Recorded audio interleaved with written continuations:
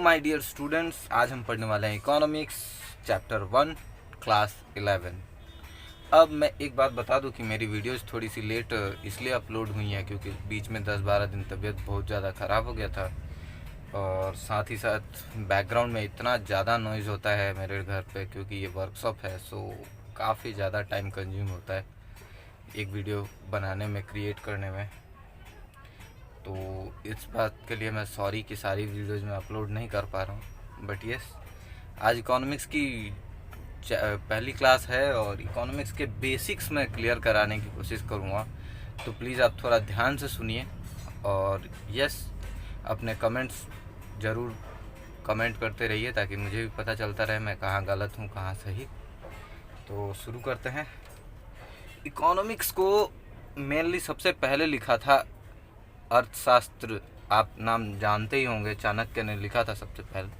लेकिन modern economics के father जो हैं वो हैं हमारे Adam Smith ji.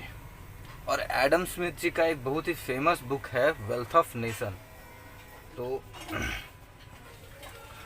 Wealth of nation जो है ये आपको याद रखना चाहिए, ठीक है। ये काफ़ी इम्पोर्टेंट है, हमेशा पूछ लेता है। और यस, साथ ही साथ एडम स्मिथ जी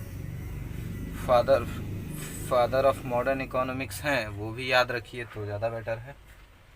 अब अगर इकोनॉमिक्स के डेफिनेशंस की बात करें तो देखिए, Adam Smith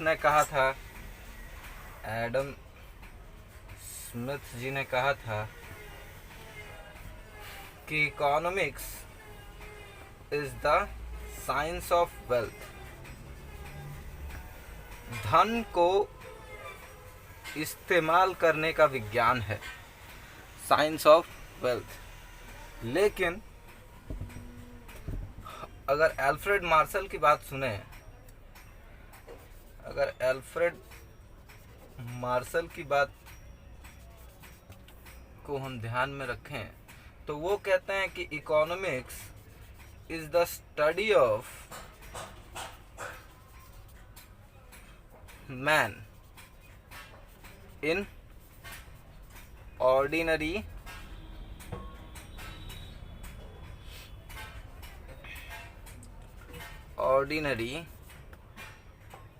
business of life.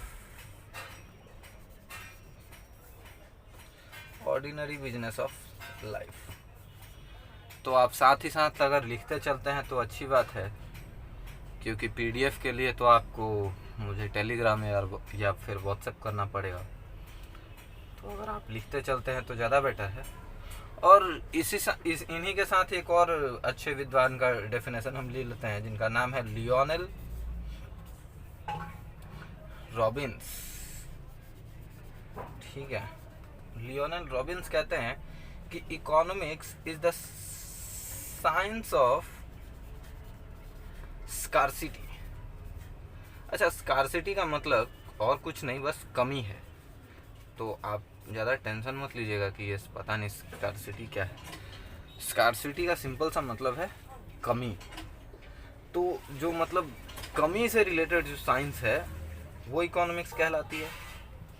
या फिर एक मैन जो ऑर्डिनरी बिजनेस करता है उसकी स्टडी भी इकोनॉमिक्स कहलाती है।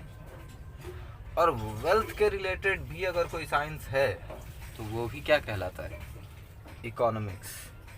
तो ये कुछ बहुत ही बेसिक चीज़ें थी जो मैं आपको शेयर करना चाहता था। ये काफ़ी कभी कभी पूछ लेता है ऐसी छोटी छोटी चीज़ें भी, तो आपको ये चीज़ें ध्यान में रखनी चाहिए।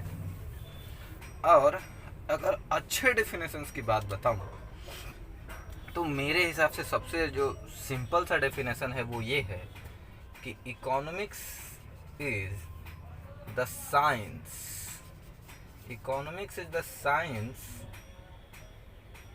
which studies human behavior as a relation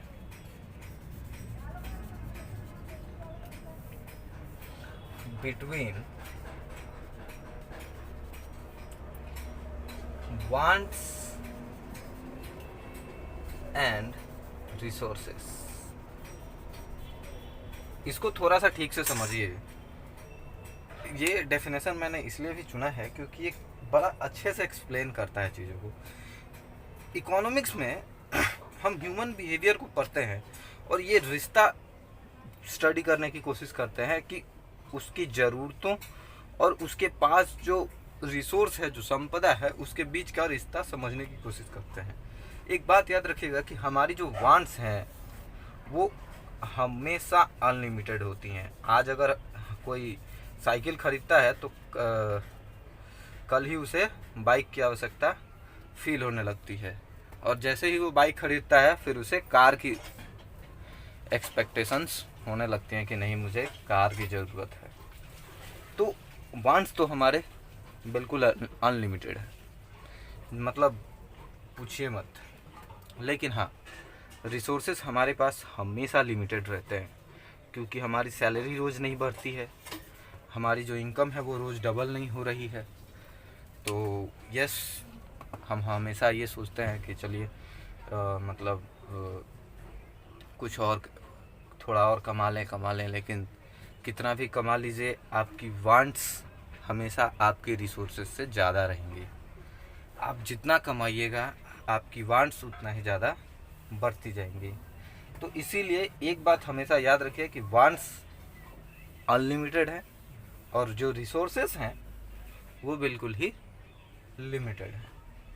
अब दो तीन चीज़ें मैं आप लोगों के साथ शेयर कर रहा था कि अगर आप गुड्स के बारे में देखें, क्योंकि इकोनॉमिक्स के जैसे ही आगे हम बढ़ेंगे तो गुड्स के बारे में पढ़ने को मिलेगा। गुड्स 3 कैटेगरीज में डिवाइड किया जाता है। सबसे पहले होता है नेसेसरी गुड्स, ठीक है। तो नेसेसरी गुड्स में क्या क्या आता है जो हमें सबसे ज़्यादा ज़रूरी होती हैं, जैसे कि फूड, क्लॉथ, शेल्टर, ऐसी चीज़ें, क्योंकि ये तो हमारी बेसिक नीड्स हैं, इन्हें तो हमें करना ही पड़ेगा, ठीक है। लेकिन जैसे ही हम इन बेसिक नीड्स को कंप्लीट कर लेते हैं तब गुड्स की सेकंड टाइप की स्टार्ट होती है जो कहता है कंफर्ट के बारे में। मतलब अगर आपने कपड़े खरीद लिए, घर मैनेज कर लिया और खाना भी मैनेज कर लिया, तब हम क्या करते हैं कि चलो आज कुछ पैसे बचे हैं तो आज पनीर खा लेते हैं, या फिर आज कुछ महंगे कपड़े खरीद लेते हैं, महंगे गाड़ी खरीद लेते हैं। तो अगर आपके पास फ़ैन है तो आप एसी के बारे में सोचने लगते हैं, अगर आपके पास बाइक है तो आप कार के बारे में सोचने लगते हैं, है ना। लेकिन जब ये सारी ज़रूरतें भी हमारी पूरी हो जाती हैं तब हम क्या करते हैं, लग्जरी की तरफ भागते हैं। एक हीरे का हार बनवा लेते हैं, BMW ले लेते हैं, ठीक है ना। ऐसी चीज़ें भी होती हैं और इसीलिए हमने गुड्स को 3 कैटेगरीज में डिवाइड किया है। तो ये चीज़ आप हमेशा ध्यान में रखें कि यस, गुड्स को 3 भागों में कैटेगराइज किया गया है, नेसेसरी गुड्स, कंफर्ट गुड्स और लग्जरी गुड्स। इन तीनों को भी आप थोड़ा सा नोट डाउन करके कहीं रख लें तो ज़्यादा बेटर होगा। हाँ, वेल्थ का मतलब वैसे नॉर्मली तो पैसा ही होता है, no doubt, but in economics wealth refers to those goods which satisfy human wants। Means हमारी वांट्स को सेटिस्फाइड करने का जो जरिया है हम उसे वेल्थ कहते हैं। तो ये एक बात है जो आपको ध्यान में रखनी चाहिए, ठीक है। हाँ, अब अगर इकोनॉमिक्स को के ओरिजिन की बात कर लें तो मैंने 2 बुक्स में पढ़ा, एक में ओइकोनोमिया मिला और एक में ओइकोनोमस। तो आपकी बुक में जो भी मिले वो आप देख सकते हैं, कोई दिक्कत नहीं है, ठीक है। दोनों का मतलब सेम है, दोनों का मतलब है हाउस होल्ड मैनेजमेंट। एक घर कैसे चलता है, इसी को सबसे शुरुआती दौर में अर्थशास्त्र कहा गया, ठीक है। क्योंकि हर घर में हर किसी की नीड्स अलग अलग होती हैं, एक्सपेक्टेशंस अलग अलग होते हैं और हर किसी के एक्सपेक्टेशंस को फुलफ़िल करना होता है, ठीक है। तो ये ज़्यादा कुछ खास नहीं, लेकिन फिर भी बताना ज़रूरी था। हाँ, अगर मैं मेनली इन्हें डिवाइड करूँ तो दो भागों में डिवाइड कर सकते हैं। एक होता है माइक्रो और एक होता है मैक्रो इकोनॉमिक्स, ठीक है। माइक्रो में हम किसी एक सिंगल यूनिट की बात कर सकते हैं, चाहे वो प्रोडक्ट हो, चाहे वो कोई बिजनेस हो, वो कुछ भी हो। बट वहीं जब हम मैक्रो की ओर बात करते हैं तो होल बिजनेस की बात करने लग जाते हैं। अच्छा, इसको एक सिंपल सी एग्जांपल के तौर पे समझाना चाहता हूँ। जैसे मान लीजिए कि सिर्फ हम जियो की बात करें तो वो माइक्रो इकोनॉमिक्स में आ गया, लेकिन जैसे ही हम पूरी टेलीकॉम इंडस्ट्री की बात करते हैं तो ये आ जाता है मैक्रो बिजनेस इकोनॉमिक्स में।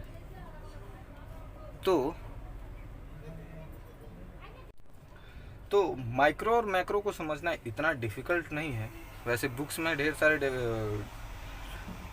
डिफरेंसेस दिए हुए हैं, वो आप देख सकते हो।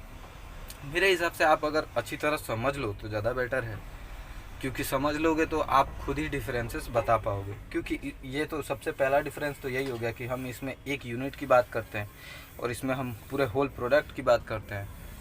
और माइक्रो जो है वो मैक्रो का पार्ट हो सकता है, क्योंकि ये मान लीजिए कि माइक्रो है तो इसी का एक पार्ट जो होल मैक्रो का पार्ट हो सकता है, लेकिन मैक्रो कभी भी माइक्रो का होल पार्ट नहीं हो सकता है, क्योंकि मैक्रो एक वाइड टर्म है और माइक्रो एक नैरो टर्म है। तो इतना आपको कम से कम ध्यान रखना होगा, ठीक है। तो आई होप कि इतना आपको समझ में आया होगा। इसका नेक्स्ट पार्ट मैं बहुत ही जल्दी लेकर आऊँगा। तब तक के लिए पढ़ते रहिए, बढ़ते रहिए, और अगर वीडियो समझ में आया हो, आपको अच्छा लगा हो, तो लाइक एंड कमेंट कर दीजिएगा। धन्यवाद।